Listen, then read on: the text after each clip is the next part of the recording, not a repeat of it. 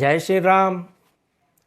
ज्योतिष में शनि की ढैया, शनि की साढ़े साती, शनि की महादशा का बड़ा ही वर्णन किया गया है।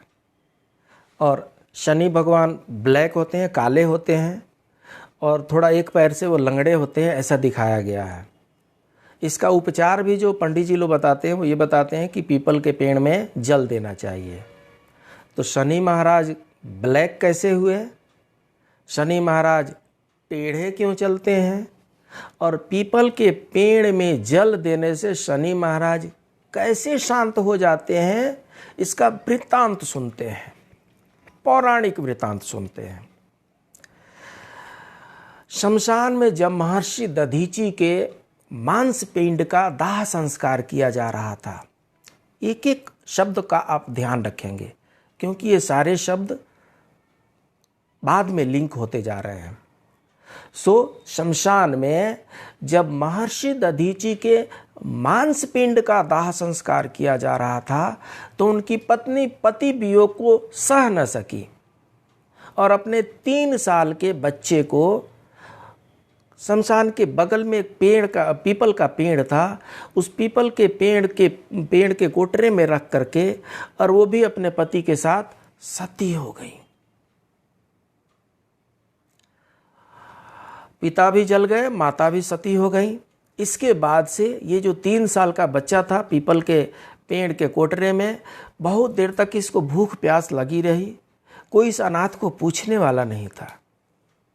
तो पीपल के पेड़ से जो पीपल के पत्ते गिरते थे और पीपल का जो फल होता है जिसको गोंद भी बोलते हैं, तो पीपल का जो फल गिरता था और जो पत्ते गिरते थे उसी को चबा करके खा करके ये बच्चा अपना पालन पोषण स्वयं करने लगा।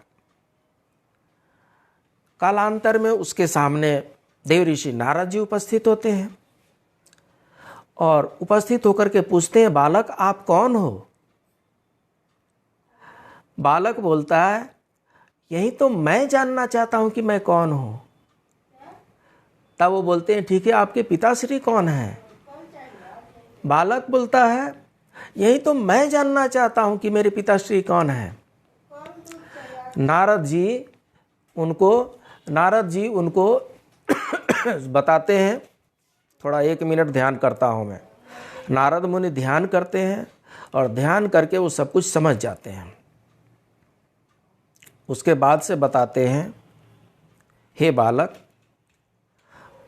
आप महान दानी महर्षि दधीची के पुत्र हैं। आप महर्षि दधीची ने 31 वर्ष की उम्र में अपने शरीर की हड्डियों का दान किया था। उस हड्डियों से वज्र बनाया गया और उस वज्र से देवासुर संग्राम हुआ था जिसमें देवता जीते हुए थे।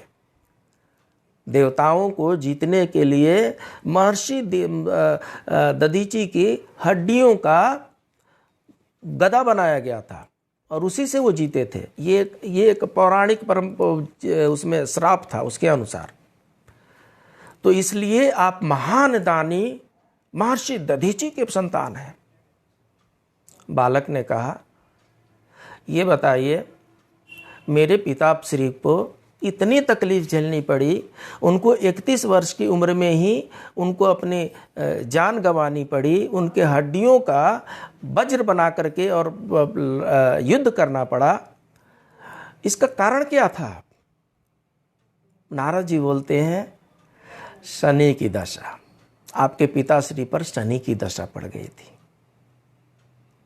बालक पुनः पूछते हैं, और छोटे से उम्र में ही, बचपन में ही मेरे इस कष्ट का कारण क्या था? शनि की दशा। आप पर भी शनि की दशा चल रही थी, आपके पिताश्री पर शनि की दशा चल रही थी, इसलिए 31 वर्ष में ही मृत्यु को प्राप्त हुए। और आप पर भी शनि की दशा चल रही थी, इसलिए आपका बचपन इतना कठोर निकला। जिनका बच्चे को सब कुछ समझ में आ गया था, देव ऋषि नारद जी ने कहा, चूंकि आप पीपल के पत्ते को खा करके और पीपल के फल को ग्रहण करके आपने अपना जीवन बचा करके रखा है, इसलिए आपका नाम हम पिप्पलादि रखते हैं। तो उस बच्चे का नाम पिप्पलादि रखा गया। और बच्चे से उन्होंने कहा कि आप ब्रह्मा जी के तपस्या में लीन हो जाइए। नारद जी के कथनानुसार बच्चा जो है ब्रह्मा जी की तपस्या में लीन हो गया। ब्रह्मा जी तपस्या से प्रसन्न हुए और उन्होंने कहा वरदान मांगो। बच्चे ने कहा मुझे एक ही वरदान चाहिए कि मैं अपनी दृष्टि खोलूं तो जिसको चाहूं उसको जला दूं। मुझे वो वरदान चाहिए कि मेरी दृष्टि के सामने जो पड़ जाए वो जल जाए।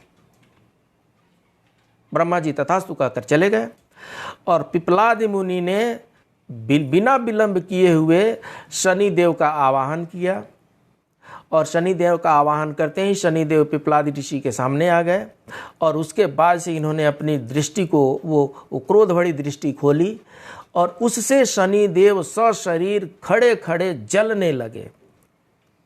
पूरे ब्रह्मांड में हाहाकार मच गया। शनि देव के पिता सूर्य देव भी कुछ समझ नहीं पा रहे थे क्या किया जाए क्या नहीं किया जाए। देवगण सभी छटपटा रहे हैं, इसका उपाय क्या है।